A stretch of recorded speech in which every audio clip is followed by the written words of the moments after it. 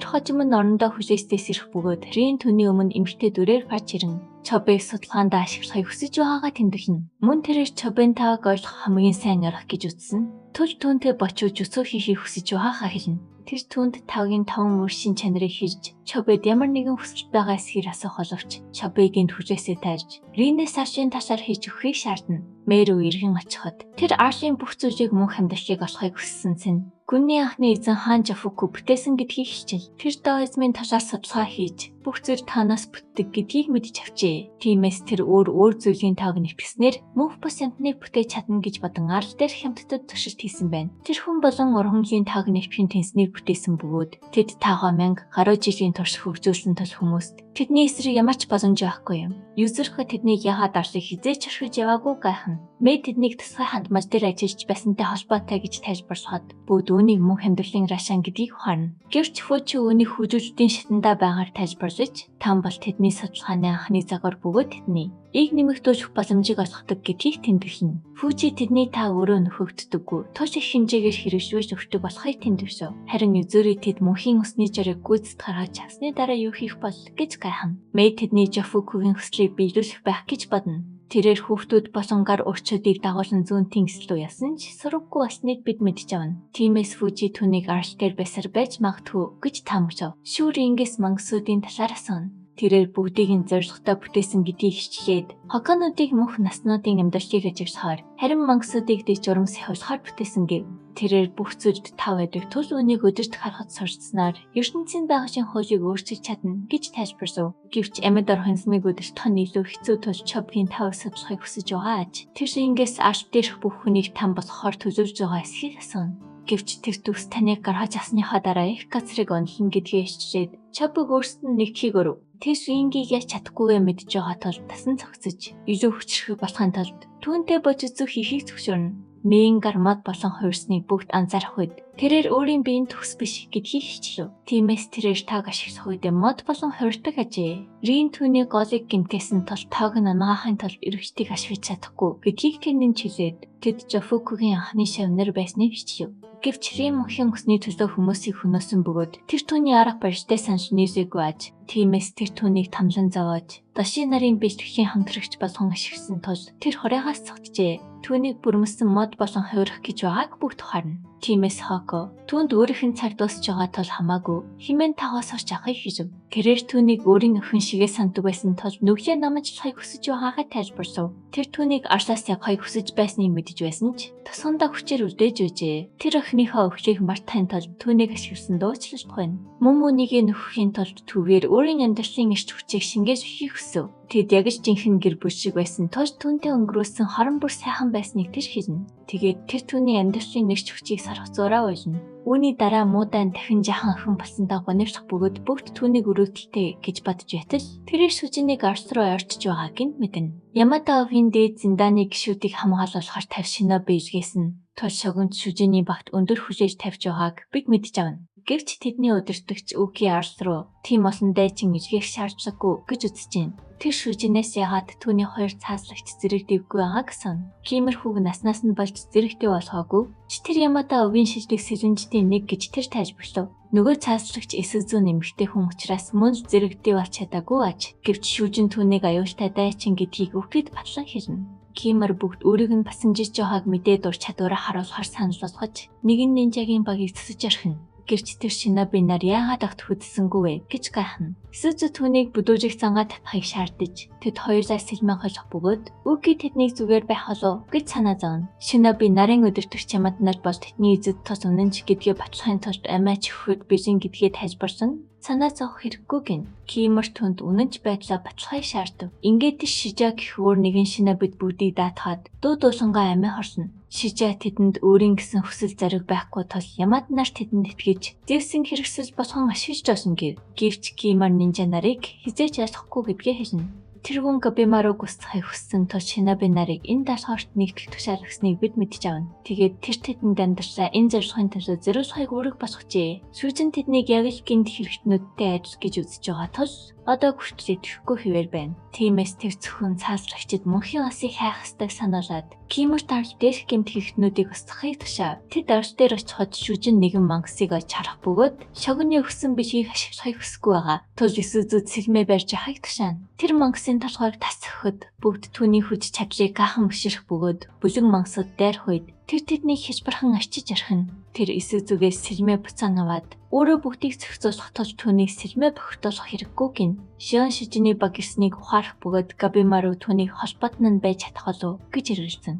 Харин Сагири түүнийг таслана гэдэгт итгэвчтэй байж Габимаруд түүнийг Ямада авгийн хамгийн хүчрхэг гишүүн гэж хэлв. Шион тэд хамт бэлтгэл хийдэг байсан. Тус шүжинийг бас та ашиглаж чаддгийг мэдэх бөгөөд Сагири түүнийг аимшигтай нэр хүндтэй гэдгийг дурдна. Нэг нь Якуза өвгийн өдөртөгч баригдахад албаны хүмүүс түүнээс мэдээж авч чадахгүй тарчиж байсныг тэр тайлбарлав. Ингээд шүжин түүнийг амнэлэхийн тулд нүдэн дээр нь таслахуудыг нь цаазалж, овгийнх нь бүх хориг гишүүнийг хүйс тэмдэгчээ. Шогун үнийг мэдээд баярлж, Якуза өвгийг устгасныг нь урамшуулан шижин тусгай сэлэн болон дүрмд хоцос биж өгчээ. Сагири багш байхдаа түүнд сайн байснаа хүлээж, түүний нэгэн төчмлээс ур чадварыг нь үнэлэхийг гуйсны хүчинд Ямада огт зэрэгтэй баснаа дорсов. Тэр түүний дотроо сайн хүн учраас таслана гэж бодсон ч Шион эсэргүүцэж түүнийг Якуза өвгийн нэртөө хэрэг шивнээс хамаагүй олныг цаазалсан. Тул тэд түүхийг буруу дуусан гэж тайлбарлав. Шүжин зүг гаруй хүний хөнөөсөн бөгөөд тэдний хэргийг нь залхамжлна гэж үтсэн толны хос хүчтэйч төвшөөгөөгүй Шион ичлэв. Шион өөрөө шүжинд дуртай ч шүжин гэмт хэрэгтнүүдийг хог шаар шиг үздэг. Тул тэдэнтэй хамтрахгүй байх гэж бодно. Шүжин ээзийн шарилыг олж хараад эцэг гэх гэмт хэрэгтнүүдийн гарт амир өрцсөний дараа ээзэн түүнийг цаасрагч болохоор хэрхэн өөртөө осныг дурсан.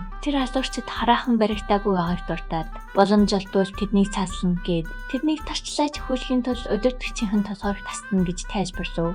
Ээзэн түүнд энэ нь нутхгүй зүйл гэж хэлээд сэлэм хэрхэн эзэмшихийг зааж сэлмээ гинтэх бүртэнд юуж өгөхөө амлаж байжээ. Одоо цаг руу буцахад тэр эзний өхөл гашуудж түүний шаршиг оршуулна. Түүнийг залбирс үйлдэх үед шижээ цаасрагчдыг сонин хүмүүс гэдгийг ухаарч даашгаараа bijүүлэхийн тулд тэдний имэрхэж чадна гэж бодно. Нэгэн аврах биед гинт нинжа нарын нэгийг барьж авах бөгөөд нэгэн таши бусад аврах биедүүдийг дуудаж бүгдийг нь барихыг тушаана. Тэдний нэгэн шүжин рүү тор шидэхэд Кимэр Исүзү хоёр түүнийг хамгаалж аврах биедүүдэд түн саад болохгүй байхыг анхааруулв. Исүзү аврах биетийн дайрчдыг зайлуулж хүжийг нь зэсэх бөгөөд Кимэр түүнийг цааш харуулгач тэд бэсрэгцнээ харна.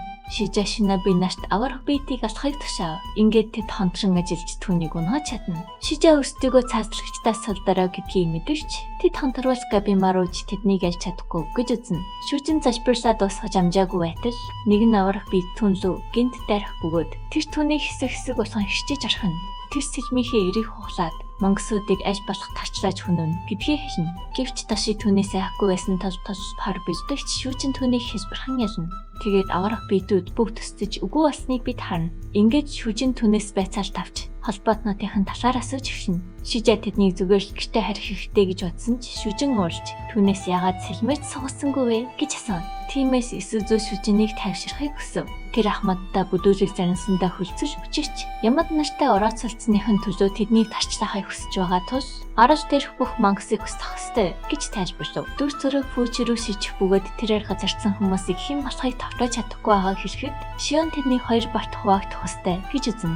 Тэрээр нэг баг нь мөнхийн усыг авч нөгөө баг нь цогтох замыг баталгаажуулна гэдгийг дурдахад Габимару ямар ч байсан хорыг дээрч өнгөрөх ёстой гэж мэ хэлснийг сануулна. Шион хүн бүрт таагийн шин чанаруудын талаар хэлж тэд төс бүртээ давуу болон сул талтай тул энэ нь тэнснүүдийг ялхад таслана гэж үзэж байгаагаа тайлбарлав. Гэвч үзүүрий тэд хорой руу чиглүүл амьд үлдэн гэсэн баталгаа байхгүй. Тул энэ нь хангалтгүй гэж бодно. Тэр тэдний мэдэхгүй зүйл олон байгаа тул урьдчилан таварчлах боломжгүй хэмээн түүний зүг гэдгийг хэлнэ. Тэр хүн бүр тухрах боломж олгосон ч ард дээрээс зогтохын тулд хамтрах хэрэгтэйгээ мэдж байсан. Тул бүгд түүний төлөвлөгөөг даахаар шийджээ. Тэд төлөвлөгөө хэлэлцэх бөгөөд хүүчи хориг хятадын нэгэн орноос сэдвлэн барьсан аврах том цайс гэдгийг тэмдэглэв. Тэрээр ард дээрээс явах боломжтой ч эргэн тойрны усан тэднийг цогтаалахгүй саад болд мангасууд хойд тайлбарллаа. Гэвч хэрэгтэд 20 руу нэвтрэн үхлийн үйлийг хулгайж чадвал мангасууд руу дайрахгүй сөрөгцсөн усан хас хуны ойрцох цагийг ашиглан цогтож чадна гэдгийг хэлв. Мэй үхлийн үйлс хаана байгаад мэдхээ илчлэх боловч Шион тэднийг дайсны нотхоор дайрч өнгөрөх ёстой гадарчээ. Тиймээс тэрээр Юзури Габимару хоёроос өөрсдөд нь ногдох техникийг зааж өгөхийг хүсв. Юзури хүн бүрт тагаа хэрхэн дарахыг үзүүлэх бөгөөд хэрэг ярих юм бол үйлчлэж нь асуухаас нь гэж тайлбарсав. Мөмин нь мөдөн дээр үйлчлсэн тал хороо нууцаа нэвтрэхэд ашиглаж болно гэж тэр үзэж байна. Тэр бүгдийг анхаарлаа төвлөрүүлэхийг шаардах боловч сэтгэлээ товтоож чадахгүй байсан сагри. Тами хоёрыг цохиод авлаа. Габимару та хэрхэн ажилтдаг талаа хэлж үгээр үе мөчөө мотлох бүр зүрхээ зогсоочж болохыг тайлбарлаад өөрийн тасгалыг төсөж үзхийг хүсв. Үүний дараа Тами таг хэрхэн өдөр тохыг мэдгүй байснаас олж бэлтгэжтэй туулж чадсарчээ.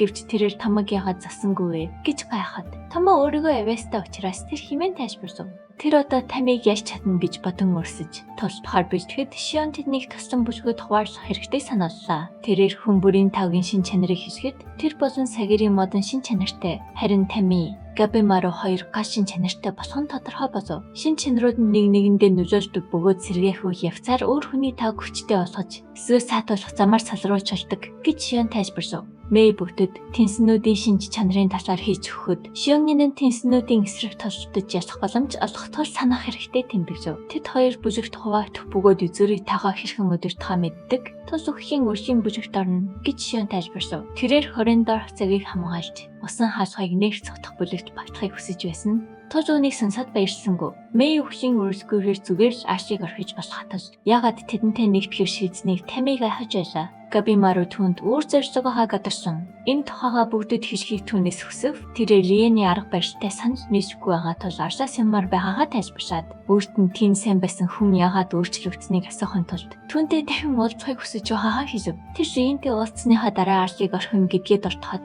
Габимару түүний хүсэж биехгүй бол амьдрал нь хизээч хэвэндээ орохгүй мэдчихсэн тус туслахаар шийджээ. Тэнснүүд зан үйлийг дуусгаж байгааг харах бөгөөд Чобыг тэдэнтэй хамт байхажээ. Харин Жуфо түүнд дургүй байв. Тэгээд тэр түн рүү халтхайг оролцсон ч Чобе одоо түүний хөдөлгөөнийг харж чадж байгаагаа тэмдэглэв. Рин Чобег өөрийнх нь туршилтын объект тус хор хөнөөс учруулахгүй хайж Жуфод хэлээд Чобег ордноор дагуулсан явж хиншүү загвар ашигласнаа тайлбарсав. Чобе Жуфогийн дараалтыг засаж чадсандаа илүү хүчтэй болсноо ухаарсан ч Ринийг огт өөр төвшнийх гэдгийг мэдэх тул сол талыг нь олохгүй бол яаж чадахгүйгээ мэджээ. Рин Чобег лабораторид аваачиж их хэмжээний таныг цэвэршүүлэхэд зориулагдсан үхлийн цэцгийг үзүүлв. Гэвч цэцсэн цаг хугацааны явцад хүний таг сордог тул таныг хадгалж үздэг хэцүү байдгийг Рин тайлбарлаа. Тиймээс түнд туршилтандаа Чобэнд тусламж хэрэгтэй байгаа ажээ. Тэр түүний зөвхөн өчөөхөн эсгийг ашиглах тул санаа зовлтгүй. Бодохгүй эргээд нөхөн төч учраас хамаагүй гэж хэлв.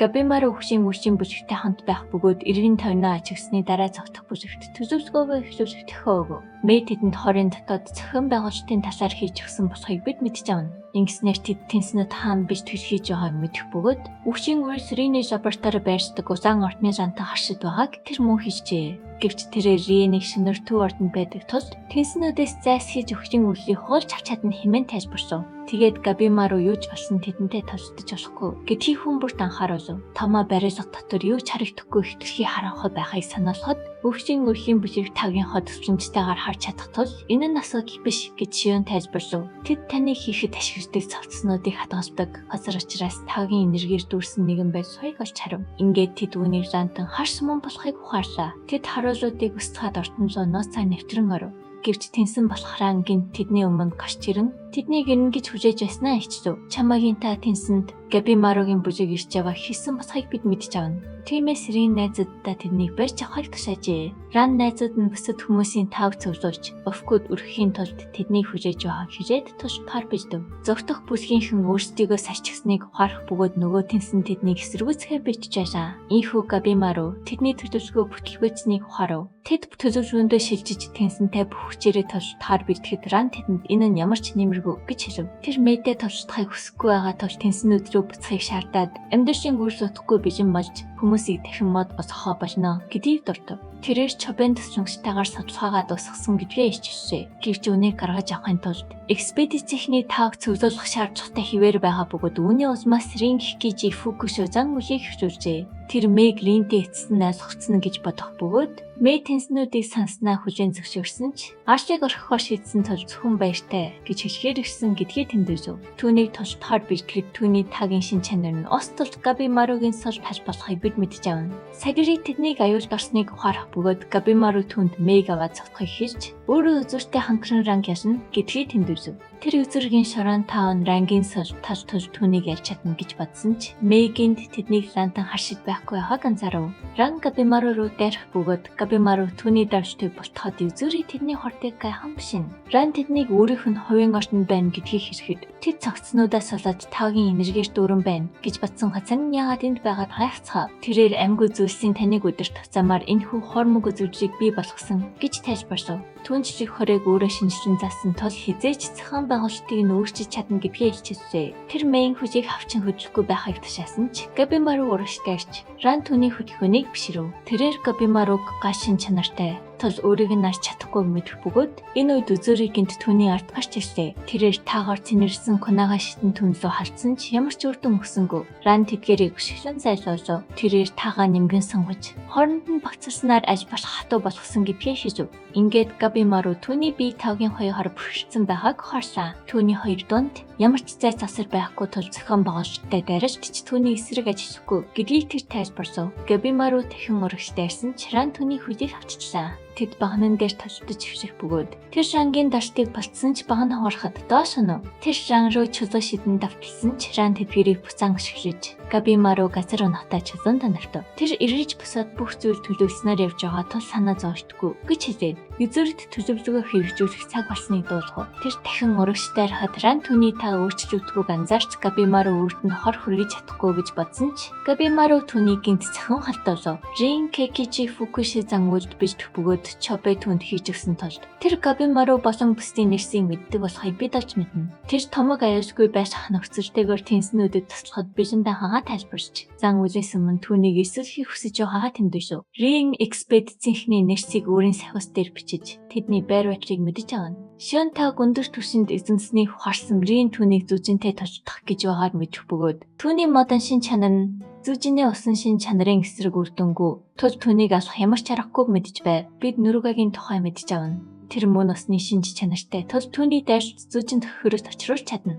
Гэвч Риан түүнийг сулдараа гэдгийг мэдэх тул отхон ч санаа зовхгүй байв. Зүжин тэднэлүү дайрсан ч Риангинд маш хүчтэй уур хэрэг мэдэрсэн. Сэтгэл хөдлөл хүний таад нөлөөлгийг тэр мэдэх тул тэднийг дотоо үнэж болохгүй гэж badна. Фучи, Томи хоёр Жуфо болон та нартай тултахаар бэлдэх бөгөөд Фучигийн төмөр шин чанар тагийн эсрэг сайн болохыг бид мэдж авна. Гэвч Фучи, Томи хоёр тагийн бэлтгэл дутууг мэдэх тул Риан санаа зовхгүй байлаа. Тэрээр Жуфагийн гашин чанар тэднийг үгүй хин гэж тооцжээ. Тома тэдэнтэй хамт байгаа харагдах бөгөөд түүнийг тэнсэнд нэгтгэхийг өрсөн чабуг хараад тэрээр гайхшин. Риан хүмүүсийг ялна гэдэгтээ итгэжтэй байгаа ч Габимару хэр аюултайг мэдэх тул түүнд санаа зовно. Габимару та хүний биеийг хүрээлэн буй урсгалтай адил гэж бүгдэд хэлснийг бид мэдж авна. Тэдний шин чанар нь урсгалын чиглэлийг заадаг бөгөөд сэргээх нь урсгалыг дэмжиж саатуулган зогсоод байна. Гэвч тэнсэний урсгалтын дүүхчтэй тул эрдийн зарчмууд тэдэнд өгчдөггүй аж. Тэрээр илүү их тоо гаргаж байж тэднийг ялж чадна гэдгийг тайлбарлав. Гэхдээ яг эсрэгээр нь хийснээр тэдний хүчийг өөрсдийнх нь эсрэг ашиглаж бас олно. Тааг сулуурхан сэргээх болон саатуулах үйлдэлээс сэргийлнэ гэдгийг тэр тэмдэглэв. Энэ нь одоо хүртэл сорсон бүх зүйлийнх нь хэрэгжээ бөгөөд тэднийг харж их зүйл сорсноо бүгдэд хэлжээ. Одоо цаг руу буцахад Габимару амьсгалаар ангийн татад харуулсан түүний дайралтыг холдуулж чадлаа. Гэрч таваа дархан түүнийг эмзэг болгодог тус Ран шууд онвол аюултайг тэр мэдж байв. Ран түүний чадварыг биширч 7 хоног хүрэхгүй хугацаанд тааг эзэнсэн тул авьяастай байна гэжээ. Гэвч тэр үүнийг авьяас биш хэмээн тайлбарлав. Амьд үлдэхийн тулд түүлийн их хичээсний эцэст энэ чадвараа хөгжүүлсэн гэдгээ тэр ичилжээ. Амнасаа зөжөөсөрсөн бусдаас сурчсан тул Рангаар авьяас гэж дуудуулахыг хүссэнгүй. Синта Мэг сольж өгшгөө мөнхийн Рашаныг хайхаар 20 ордон зуун явна гэж хэлв. Тиймээс Ран тэднийг зогсоохоор бэлдсэн ч Габимару түүнийг өшгсөн холдуулв. Тэнсэнгүү тулдаа завгүй байгаа тул Рашаныг авах боломж энэ гэдгийг тэр мэдж байлаа. Тиймээс тэр түүнийг яв гэж хэлээд Ран руу дахин дээр хар бэлдэв. Габимару өөрийнх нь тааг эсрэг нь ашиглах гэж байна гэж Ран бодоод таагаа салрууллаа. Гэрч үзэрхгийн түнлөө хос хийж түүнийг дундуур нь тастав. түүнийг та хоёроо тайлхыг хүлээж байсныг тэр ухаарсан бөгөөд охин түүнийг тусгаар бичнэ. Гэтэл түүний биеэс гинт цэцгс гарч тэрээр өөрийн туушмаж хижбэрч хийжлээ. Ран бүх хүчээр хахаар шийдсэнийг Риан ухаарч Жуфуд бүх зүйл дуусах гэж байгааг хэлв. Тэд эцэст Рашаны сөрийг бэлэн босгосон бөгөөд үүнийг ургуулсан тул аяшигчдын амьдралын хүчийг ашиглаж хангалттай гэв. Ран газрыг цохин хэмхиж Габимару юзэрх нарыг олон дараасан цэвэртээр давтсан хол шижээ. Юзэрх хүнд бэртэж Ран Габимару гөргөжлүүлэн сөрүүлнэ. Тэднийг там болохоор төлөвж байгаа тул хараахан алж устгаагүй байна гэж Габимару бодно. Ран үзэрх рүү төхөд Габимару түүний анхаарлыг саниусахын тулд чосоо шидэв. Охин зөвхөх боломж гэдгийг ухаарсан ч Габимару гөрхшгүй авч хамт цавлаа. Ран тэднийг гүйцэж ирэхэд Габимару дайралтыг нь хаасан ч Ран одоо болно хэмээн хэлв. Тэрээр Габимаругийн мөрийг зүсэж амдаан барихад дэндүү хэцүү тулж там болохоо боллоо гэлээ. Чобе дүүгээ өөртөө нэгтгэхийг урьж тэнсэнтэй тохирцоо хийснээ тэмдэглэв. Хэрв энэ саналыг зөвшөөрвөл Тома хөшгүй мөхийн болж чадхажээ. Тамиа түүнийг яв хэмээн хэлж ясан чалгаагүй сул дорой тул үргэлжлүүлэх зөвлөгөөг тайлбарлаа. Тома Чоб руу алхаж хөвсгээд Фүчи яагаад Томог явасныг гайхна. Тома хата үнэнч тулж нөхцөж байдлыг хэн хот илүү хэлбэр болно гэж Тамиа тайлбарлав. Тома Чобе дээр очисон даруйдаа тэд гинт тэнсний хараас хосно. Жуфа эсэргүүцэн тулж хаг оролцсон ч Тома түүний цэжийг зүсэж Чобе Жуфагийн талхайг тастав. Тэрээр Томод хөдөлгөөнөө сайжирсныг хийж дүүг нь харж хандсан бүсэд талархлаа илэрхийлв. Гэвч Жуфа буцаж басан Фүчи Тамиа хоёртой тулж пор бижмэн. Тэдний хуурсан ах дүүсийг Жуфа уучиж чадахгүй байсан ч тэд өөрсдийгөө дэрэмжид тул хүссэн айхын тул бахираар хэрэгждэг гэжээ. Тэр тэдэндээ тулж тоор бэлдэж өмнөх уулзалтаараа тэдний хэрхэн хурааж байснаа санахад тэд түнлүү дайрлаа. Юу ч өөрчлөгдөхгүй гэж бодон тэрээр өмнөх хөдөлгөөнөө дахин ашиглав. Гэвч тэр бүрэн алдаж ах дүүсийн дайралтыг хаах гэж зүтэн. Тома түүний толгойг тасцсан ч тэрээр олон тооны тоо дэлбэрт гаргалаа. Тиймээс Чобе дүүгээ аврахын тулд доош нь түшив. Тэрээр Томод бараг ланагт төсний хилээд хөдөлгөөнийг нь магтсан дүүн баяшин. Жуфа бие нөхөн сэргээх бөгөөд тэдний хөдөлгөөн төгс цагтж байгааг ухаар хацуур тэд түүнийг өрөөслүүлэн тавчна. Тэрээр дахин таадаж бэрт гаргасан ч Чобо бултан зайлав. Чобе таг эзэмссэн тул үнийг мэдэрсэн гэдгийг Жуфа ухааршаа. Тэрээр Жуф руу дайрах бөгөөд Чобгийн биеийн чадварч мөн сайжирсныг Жуфа анзаарна. Гэвч тэр үнийг Томогийн өсөлтөд харьцуулахад юу ч биш гэж бодно. Тома Тамиатай хамт бэлтгэл хийсний ачаар хүчрхэгцнийг бид мэдж авна. Тэрээр Жуфагийн нүрийг дондор нь зэсэж тэдний өмнөс хөрөхөөс өөр аргагүй хүргэв. Өмнөх уулзалтаас бүх зүйл эсэргээрээ иргэсний Чобе тэмдэглэлээ. Гэвч Жуфа маш их уурж зан үжиг мартан ах дүүсийг зүгээр лалахар шийдэв. Та дашинзаа тайлж Фүчи Тамиа хоёрт хүрээдэр. Гэхэд Тамиа түүний биеийг харамшин. Тэрээр түүнийг төгс эмгтэй гэж бодсон бөгөөд Фүчи ч түүнтэй санаж нэгдэв. Гэтэл тэр гин тэдэн лөө дайрч Тамиаг өшгөлөн холтоолов.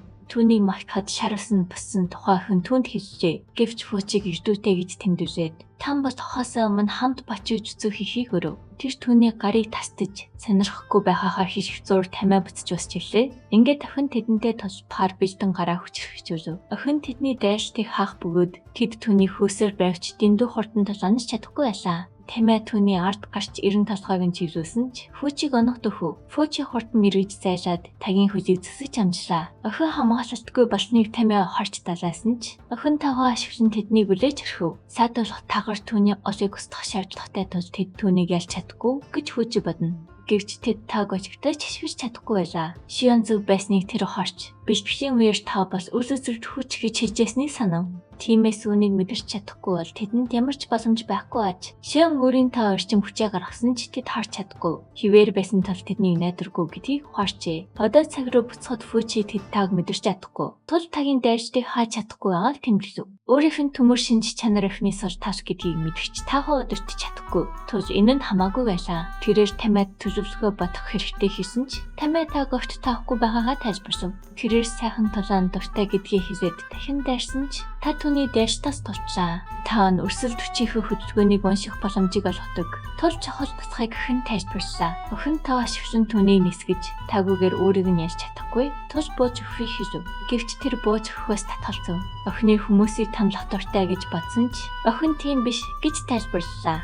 Тэнсэнгүүд 1000 гаруй жил бэлтгэл хийж хүмүүсийг өрхтөн авчирсан ч тэдний хэдэг зүйл өвтөж энэ аж тэдний амьдрал дэндүү тавтагдмал тул тэрээр одоо өөрийн ношин тогтнолоос залхаад байгаа гэлээ. Тэд хизээч төс хүшгүй мөнх байдалд хүрэхгүй гэж бодох бөгөөд бусад тэнсэнгүүд юуныг аль хэдийн мэдхийг тэмдэглэв. Тиймээс инээж баясахгүй бол галзуур хамшиг санагддаг аж. Охин тагоро Фүчи Тамаа хоёрыг зөхөж хэрэг бууж өгвөл амар хэлбэр өгсөөр хүснэ гэлээ. Гэвч Фүчи та гайхалтай зүйл болохыг ухаарч үүнийг анагаах ухааныг сайжруулахад ашиглахыг хүснэ. Тама тулаанаас таашаал авчин хаахаа хэлэхэд тэд хоёулаа хөвчтэй байгааг хүн ухаарав. Тиймээс тэр тэднийг ямар нэгэн асуудалтай байна гэж бодно. Охин та дэлбэрт гаргасан ч Тама үнийг харж бултаж чадлаа. Тэрээр охины нүрийг дундуур нь зүсэж эцэст нь тааг ойлгосноо тэнд бишв.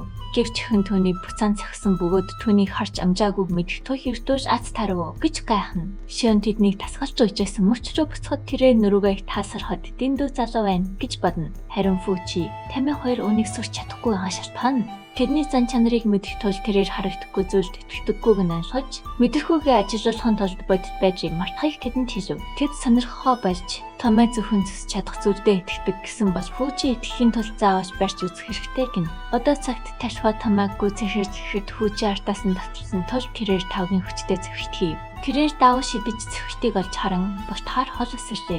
Тааг хэрхэн мэдрэхийг сурахад нь тус болно. Химэн тэр Тамааг талааныг харахыг хилээд өргөжлүүлэн тавчсан ч Ташфа түүнийг барьж аваад шууд зөхөв. Тэр хүнд бэртсэн ч бууж өгсөнгөө. Фүчи Тамааг таасрахыг хичээж байгааг Ташфа гадарсаад найздаа үнэхээр хасамжтай юм химэн өгөөднө. Фүчи тэдний найзууд биш гэвч бусдыг халамж сутаа сайн гэдгээрээ ижил тастайг мэдж байв. Ташфа хүчээ харахад тэд тааг нь харж чадахгүй байсан ч Тама Фүчиг аюулд орсныг мэдэрлээ. Шион түнд бодит байдлыг мартаж мэдрэхүйгээ дагахыг хийж байсныг тэр санав. Мэдрэхүйгээрээ Ташфагийн дадлахыг харж байснаа санаад тэрээр өөрийн нүдийг ухаж харав. Нүдэн цэсэнд будагдсан тул юу ч харж чадахгүй болсон ч эргэн тойрны бүх зүйлийн тааг мэдэрч хэллээ. Ташфад авчирсан ч Тама Фүчиг аварч тагийн цэвхтүүдээс бултаад тулаан сонирхолтой болж байна гэжээ. Өнгөрсөн үед Тама хамгийн агуулсан хинчин болохыг хүсэж бэлтгэлээ хизээч засаад үгүй байжээ. Тэрээр мастертайгаа хаалт тулдаад амархан ялагдсан бөгөөд мастер нь тийм туранхай биетэй атлаа яаж дамгасныг гайхна. Мастер нь түүнийг бүх зүйлийг нэгэн зэрэг хийх гэж хичээснээс олж төлөвлөлөө алдсан гэж тайлбарлав. Тиймээс нас бие төрөхтэй изүүц бүхнийг таягд юу үлдсэнийг анхааралтай харах хэрэгтэй гэв. Тэрээр мастерийнхаа үгийг ойлгохгүй. Дараагийн хэдэн жилийн шилдэг тулаанчтай өрсөлдөхөр улс даяар аяж өнгөрүүлв. Одоо цагт хараагаа алдсны дараа илүү хүчтэй болсон Тама мастерийнхаа үгийг эцэстэн нэг ойлгов. Ташфа самаар харуулсан ч тэр бүгдээс нь бултан түүний хэдэн хэсэг болгон зарцсан бөгөөд Ташфа өөрийг нь алж чадахгүй мэдэх тул инээ. Тулаан санжирвал Тамацаас алдаж өгөх тул тэд яригдахыг Фүчи мэдчихсэн бөгөөд өөрийнх нь төмөр махбодл түүнийг алж чадах ганц зүйл тул ямар нэг зүйл хийх хэрэгтэй гэж бодов. Тэрээр төлөвлөгөө бодож олон Ташфаг гин тэврээд нөхөн төвчлөлтийн цагсаахан тулд зөвхөн цомд нь хүрэхэд хангалттай гэж тайлбарлав. Тэр Тамад түүнийг дундуур нь цавчхайг хэлээд цаас төвчдөд өөрийг нь арчихгүйгээр ингэх амарханч Тамаг тэдэшиг чадваргүй байх гэж өдөв. Фүчигийн буруу батлахыг хүссэн. Тамаас хэлмээ далаас нь ч хараа нь бүрдэж байсан тул чадах хэсэгтээ эргэцв. Ижүүц бүхнийг хаяж юу үлдсэнийг анхааралтай харахыг заасан мастерын хавгийг тэр дахин санав. Тиймээс тэр нүдээ анаа Ташфаг дундуур нь зэсгэд бүхнээ зориулв. Тэр үнийг хийж чадсан бөгөөд сэлмэн өөрт нь огт хүрээгүй Фүчи гайх хорон Ташфа Жофог тусламж доод. Ташфаг өөх гэж байгаад мэдэрсэн Жофроо дүүшин шилжихэд ах дүү хоёр туйлцсан ч Чобе тулааныг хурдан дуусгахын тулд хамаг хүчээр ахаар зорч байв. Тома түүнийг засааж Жофог ялахын тулд хамтрах хэрэгтэй гэсэн ч тэд Ташфагийн гар түнжүү санаж байгааг харав. Жофа түүнийг ганцааран нь үлдээсэндээ уучлалтгүй. Тэд цуг бастай гэд хүчээ нэгхэн бүгдийг нэрж дарахаар дайрав. Өнгөрсөн үеийн дурсан жинд Жофа, Ташфа хоёр цуг өссөн болгон гарна. Рин тэднийг өөрийнх нь гэр бүлийн гишүүд тус онцгой гэж хэлдэг байв. Тэнсэнчүүд мангасуудыг ажиглах бөгөөд Ташфа тэднээс айдаг байлаа. Бусад тэнсэнчүүд битгэлээ нохцтой хийж байхад тэрээр сурчлах дургүй тул тэдэнтэй нэгдсэнгүү. Тэд яаж ч битсэн ялгаагүй өгшгүй мөнх тул хинч санаа зовдөггүй байв. Харин Жофа Ташфа битгийг харж төвчдгүү байжээ. Мэй түнд Ташфад санаа тавьдаг тул өвдөлтийг нь мэдэрч байна гэд Ташфаг тоосхойг хүсэхэд Мэй тэдэнтэй цагийг өнгөрөөхөр болов. Хэсэг хугацааны дараа Жофа Ринийг өмнөх шигээ түүтүүд байхаа багж өөрчлөлтсөнийг анзаарсан бөгөөд Рин тэнсэнчүүдэд Хакануудыг ашиглан таагаа нөхрийг ташаа. Тэрээр жинхэнэ бэлтгэлээ эхлүүлэх цаг болсныг тайлбарлалаа. Тэдэнд даалгавар өгөхдөө тэр Жофод хүрч биеийг нь нас биед хүрсэн болгон хорхов. Тэрээр Жофод Ташфтай хамт бачиж үцэсэр гэж хэлээд тэрнийг цуг өсгсөн шалтгаан нь энэ болохыг тайлбарлав. Тиймээс тэд хичээлдээ анхаарч бие биенээсээ сурцах ёстой болов. Бэлтгэлийн үеэр Ташфа таагаа нөхөхийн тулд Хакануудыг золиослохыг хүсэхгүй байгаагаа хэлэхэд Жофач бас санс нэгдэв. Тиймээс тэр үүний оронд та нөхдөг чингснүүдийг идэх хэрэгтэй гэж хэлжээ. Хэдэн жилийн дараа Мэй ортнаас алгавж Жофа шалтгааныг нь мэдэхгүй байсан ч юу ч болоогүй мэт бичвэрээ өргөжлүүлж буй бусад хүмүүс үүнд огт санаа зовхгүй байгааг анзаарав. Тэр ташфад үргэж хамт байхаа амлж тэд дараагийн хэдэн зууны турш бичвэрээ өргөжлүүлв. Гэвч Хако тасган сүрсний дараа тэрээр бусдаас тэхэн хэр хугацаанд бэлтгэхийг шаарч цотыг асуулаа. Хако болон тариалан утахгүй дуусах тул нөөцгөө олж байгааг тэр тайлбарсан ч бусад нь гаднаас тавгийн их үсвэр авчирхад л болно гэжээ. Модоо хүмүүсийг ашиглах хэрэгтэй гэж үзээд өршгүй мөнх боловч ингэхгүй болж падос ч өгөх болно гэв. Тэрээр хичнээн бэлтгэл хийсэн ч төгс өршгүй байдалд хүрч чадахгүй гэж бодно. Тэгээд Жофа ташфаг дими засныг ухаарч маш их бухимдав.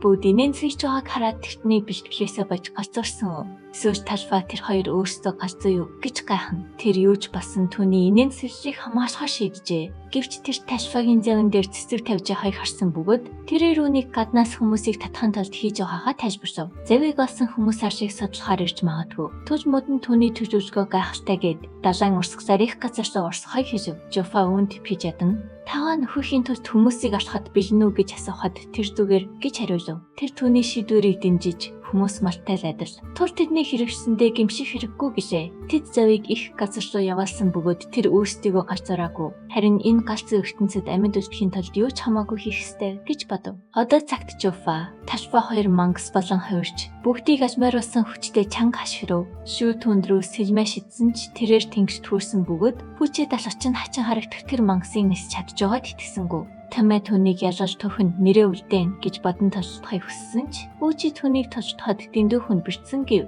Тэр хачин ашиж чихэв. Фүүчи түүнд юу тохиолдсныг гайхаж байтаж эргэн тойронд Вонгор хумжийн спорт классныг анзаарлаа. Тэр Тамайгийн хүзүүндээ нэгийг олж хараад үүнээс болж галзуурсан байна гэж бодон Фүүчи үүнийг хортон авч хаяад түүнийг нугдахыг хэлв. Чобе Томо хоёр спороос өөрсдийгөө хамгаалсан ч тэдгээр нь унсаарч байв. Тиймээс Чобе хамаг хүчээ гаргахаар шийдэж гараа эрт сэрмэ болгон хөрхөв. Тэрээр үгээрээ мангасыг зүсэж өвдөлтөй хашгирахад хүргэсэн бөгөөд өөрийн түмэн мах бодон тав дарангуйлдаг тул тавчлагаа нүр дүнтэй болсныг ухаарав. Мангас түүнийг сүлбэж хойш шидэв. Түүний дүү зүгээр үү гэж асуухад тэр хоёр цөмтэй инамныг яаж ялхав гэж гайхна. Фүүчи хамтрахгүй бол яаж чадахгүй гэж бүгдэд хэлсэн ч Томо Чобетэй хамтрахыг хүссэнгүй. Тэд маргаалтаж эхлэв. Гэвч Фүүчи мангасыг ясны дараа биенээ алж болно гэсэн тэд түр зур эвсрэхээ шийдэв. Шүүрөө шилжихэд тэрээр хамтрагчдаа өнөөдөртөө багтж хорээд хүнэн гэхэд Исүзү маргүй ажиллахад тасаагүй байгаагаа тайлбарсав. Шүү хурдан явахын тулд морины шүүгэл ашиглана. Гэхэд Шижа экспедиц инхнээс олсон зүйлсийг үзүүлв. Шүү тэдгэрийг тэнзаа гинж хоёрынх гэдгийг танив. Исүзү тэдний араас гашуудан Шижа тэднийг гинт хэрэгтнүүд авсан байх гэхэд шүү шүүг нь авахар эрс шийджээ. Түүнийг мангасуудын амьдардаг агууд аваачиж дойгийн тэднийг өдөртдөг байсан шүүгчийг ашиглан номхруулж унаалга болгов. Мангас олон дараалсан дайрч хийх үед бүгд Чобо болон бус дээр эргэн нэршээ. Тэр бүгдийг хамгаалж үнийг ялж чадах царин ганц хүн нь өөрийгөө гэж бодно. Тэр жөөг асах төсөвлөлттэй байсан ч Рин түнд хүн бүрийн төсөв байдлыг шалгацсан үеийг үзүүлжтэй. Томогийн ирээдүйд муу руу хаяхснийг санав. Чобо дүүдээ санаа зовж бүхнийг ганцаараа хийхээр шийдсэн ч нэг тэмтгүүл түүний хамгаалалтыг нэвтрэв. Тиймээс Томо түүнийг тас завчлаа. Тэр Фүүчтэй хамт дайрч Фүүчийн мангасыг зүсэх бөгөөд Томогоос мах бодоо ашиглан Фүүчийн метал тав хүчрхижүүлсэн. Түл дайрч нүүр дүнтэй болов. Тами мангас руу дайрсан ч тэр нисээ датсан Томо түүнийг гинэн мох гарн даажинж тэд маргаалтаж эхлэв. Тэднийг дэрэмжид байхад дөө нь хинтэй ч маргаалтдаггүй байсныг Чобо санаж түүнийг өөрчлөлтсөнийг анзаарах бөгөөд бүгд мангасын хурлыг харна. Чобо мангасыг шархаа нөхөн төлжөж хугацаа авахар хамгаалалтын горимж шийдсэн гэж үзээд үүнийг ялахын тулд хоёр цамыг нь зэрэг ус тахах хэрэгтэй санаалав.